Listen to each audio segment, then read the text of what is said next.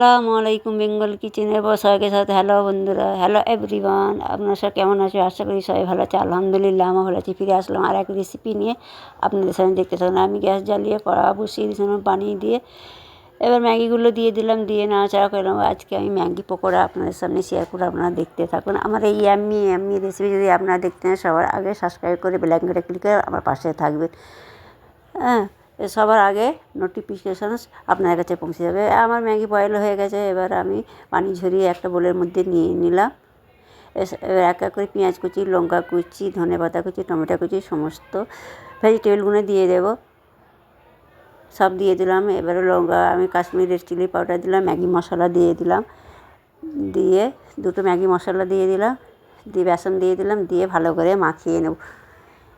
এবার যারা নতুন সাবস্ক্রাইব করেছে তাদের অসংখ্য ধন্যবাদ জানাই। যারা করেনি এখন তারা সাবস্ক্রাইব করে বেল আইকনটা ক্লিক করে আমার পাশে থাকবেন। সবার আগে নোটিফিকেশান আপনার কাছে পৌঁছে যাবে। ফেসবুকে যে বন্ধুরা দেখতে পেজটা ফলো দিয়ে দেবেন, ফলো দিয়ে আমার পাশে থাকবেন। আমার এই ইয়াম্মি রেসিপি কেমন লাগে আপনারা অবশ্যই কমেন্টে যাবেন, কমেন্টে জানাবেন অবশ্যই। যদি ভালো লাগে লাইক শেয়ার কমেন্ট করতে ভুলবেন না। এইভাবে আমার পাশে থাকবেন। বেশি করে শেয়ার করবেন, বেশি করে শেয়ার করে বন্ধুদের সাথে শেয়ার করে, ফ্যামিলির সাথে ফ্রেন্ডের সাথে শেয়ার করবেন এইভাবে। এবার আমি গোল গোল করে বল তৈরি করে নিলাম। সব বল আমার তৈরি হয়ে গেছে।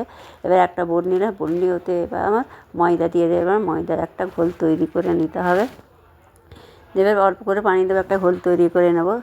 বন্ধুরা, আমার এই রেসিপি দেখার জন্য এতক্ষণ সবাইকে অসংখ্য ধন্যবাদ জানাই। এইভাবে আমার রেসিপি দেখতে থাকবেন আর কমেন্ট করতে থাকবেন, শেয়ার করতে থাকবেন, যাতে আমি আগে বাড়তে পারি। আপনারা আমার পাশে থাকবেন এবং আপনাদের পাশে থাকবো, তাতে আমি নতুন নতুন রেসিপি আপনাদের সাথে শেয়ার করতে পারি। এবার ঘোলটা এক সাইড করে দিলাম, দিয়ে আমি ওতে একটু রেড চিলি পাউডার দিয়ে দিয়েছিলাম কালারটা জাস্ট আসার জন্য, ভালো লাগার জন্য, এই জন্য। এবার ম্যাগি ভেঙে গুঁড়ো করে রেখেছিলাম, ওর মধ্যে আমি কোট করে নেব। এক এক করে সমস্ত কোট করে নেবো। এই রেসিপি যদি আমাকে ভালো লাগে আপনারা কমেন্টে জানাবেন, অবশ্যই কমেন্টে জানাবেন। কিন্তু লাইক করতে অনুরোধ রইল, আপনারা একটা লাইক অবশ্যই করবেন। আমাদের একটা লাইকেই আমাকে আগে বাড়িয়ে নিয়ে যাবে। এইভাবে সমস্ত বলগুলো আমি তৈরি করে নেব। আর এইভাবে বানিয়ে দেবেন, দিয়ে টমেটো সস দিয়ে খাবেন। বাচ্চাদের বানিয়ে দেবে, বাচ্চাটা খুব খুশি হবে। গ্যাস জ্বালিয়ে এবার কড়াই তেল দিয়ে বসিয়ে দিয়েছিলাম গরম করতে। এবার তেল গরম হয়ে গেছে। এক এক করে আমি পাকোড়াগুলো দিয়ে দেবো। পাকোড়াগুলো দিয়ে উল্টে পাল্টে আমি গোল্ডেন কালার করে ভেজে নেব। এইভাবে গোল্ডেন কালার করে ভেজে নেব। ভাজা হয়ে গেছে, এবার উঠিয়ে নেব আমি।